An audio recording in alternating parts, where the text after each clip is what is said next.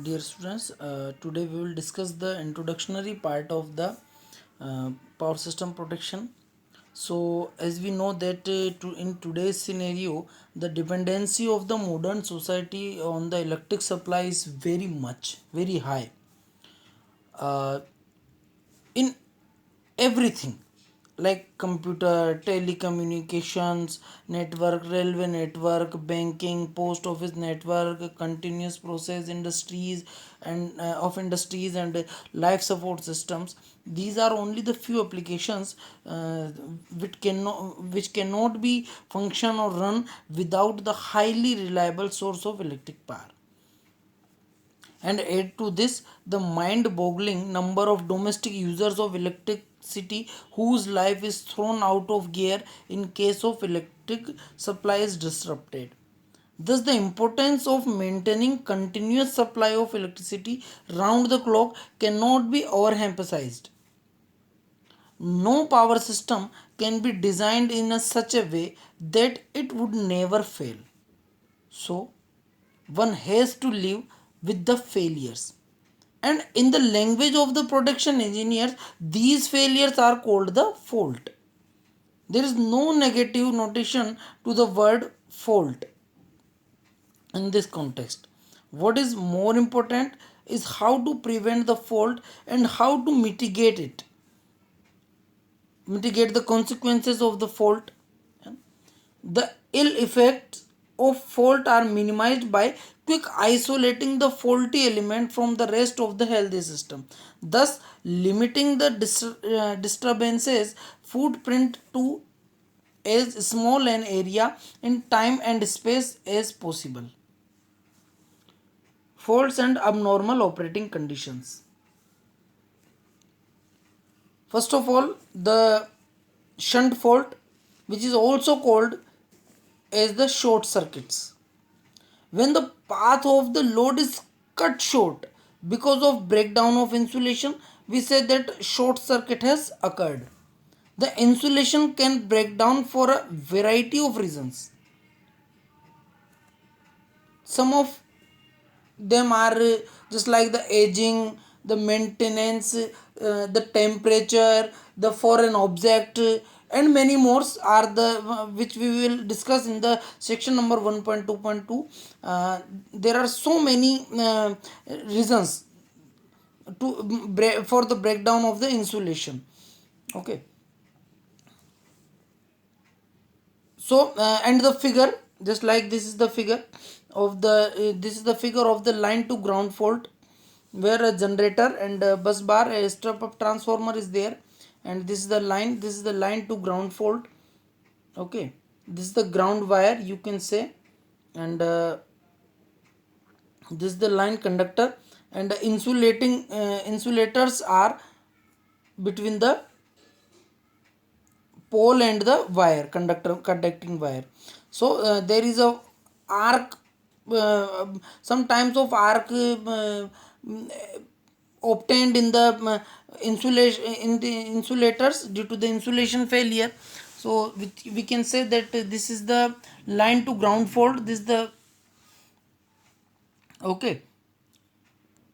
So this figure shows a single line to ground fault on a transmission line due to the flashover or spark gap. Okay. Such fault due to insulation flashover are many time temporary.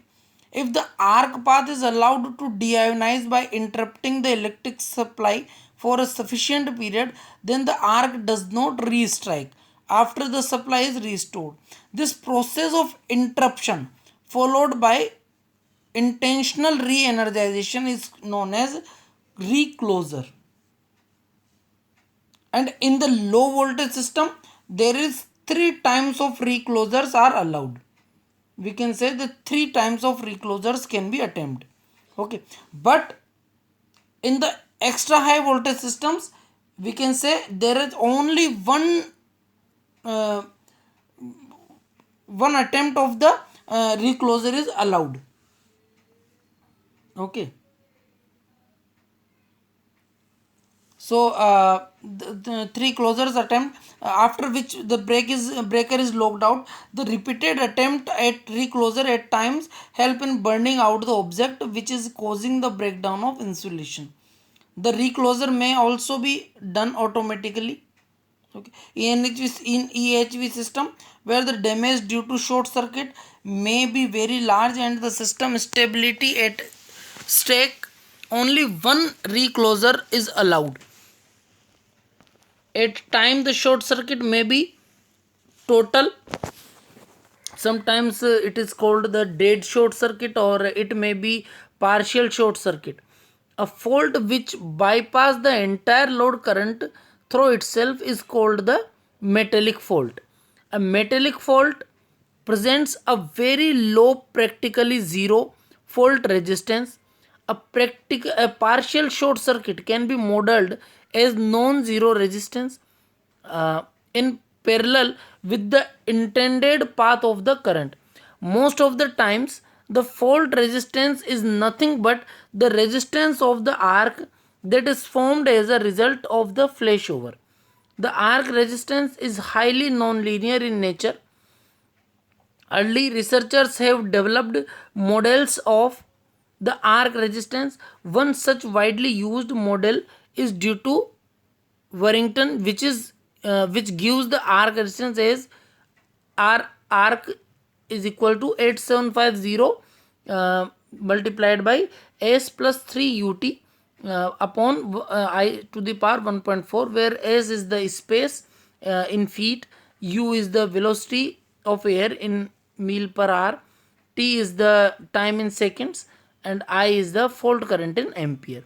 So we already discussed about the causes of the shunt fault, but in this section we again discuss it. So there is so many reasons because of the failure of the insulation. These are like aging, high temperature, some rain, hail, snow, etc., some chemical pollution for an object. These are the main causes for the insulation failure, and the insulation failure can be caused as the shunt fault. Now the effect of shunt fault: if the power system just consisted of isolated alternator feeding their own load, then the steady state fault current would not be much of a concern. Consider an isolated turbo alternator with a three-phase short circuit on its terminal as shown in figure 1.2. This is the figure 1.2, and this is a turbo alternator which is connected with the load.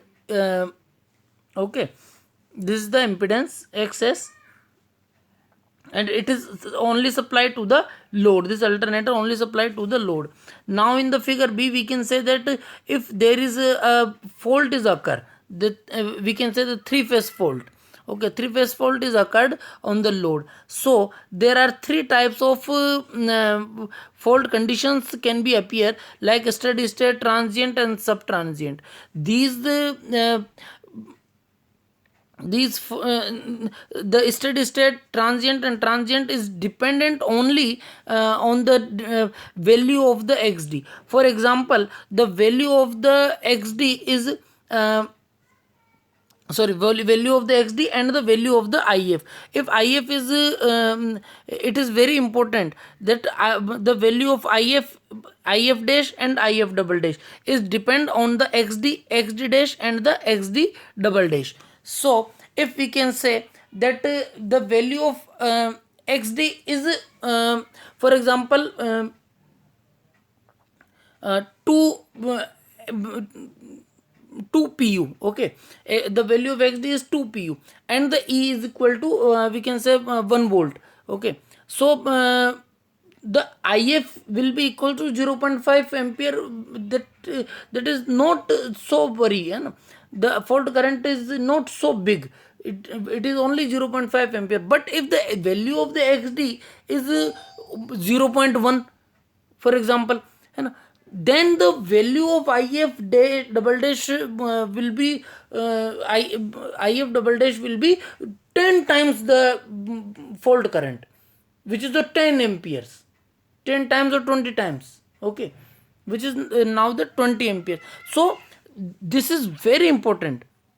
So we can say that the first condition is belongs to steady state condition, and the second is the from the subtransient condition, where the fault value of the fault current is very large, and uh, value of the fault current is very large, and it may damage more uh, severely. It is much severe, we can say.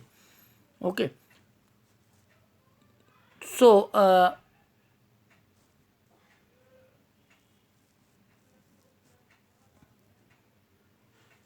interconnected power system, all generators will contribute toward the fault current, thus building up the value of fault current to couple of tens of times the normal full load current. Okay, so full fault thus causes heavy current to flow. If these fault current persist even for a short time, they will cause extensive damage to the equipment that carry these currents. Overcurrent in general cause overheating and attendant danger of fire. Overheating also causes deterioration of the insulation, thus weakening it further. Not so apparent is the mechanical damage due to excessive mechanical forces developed during overcurrent. Transformers are known to have suffered mechanical damage to their windings due to fault. This is due to the fact that any two current carrying conductor experience a force. This force goes out of a bounce during the fault, causing mechanical distortion and damage. Further, in an interconnected system, there is another dimension to the effect of fault. The generators in an interconnected power system must operate in synchronism at all instant. The electric power output from an alternator near the fault drops sharply. However, the mechanical power input remains substantially constant at its pre-fault value. This causes the alternator to accelerate. The rotor angle delta starts increasing. Thus, the alternator starts swinging in with respect to each other. If the swing goes out the control, the alternator will have to tripped off. This is an interconnected power system. The system stability is stake. Therefore, fault needs to be isolated as selectively, and the speedily is possible. Okay, so there are some classification of shunt fault, but as we know that okay, we will discuss again in the next lecture the classification of shunt fault, because we have some time limits, because the more than the we have already 13 minutes and some seconds, and the lecture not allowed us more than for 15 minutes. So the the software and also the YouTube not allowed us for uploading the lecture more than 15 minutes. So it's all for today. Okay.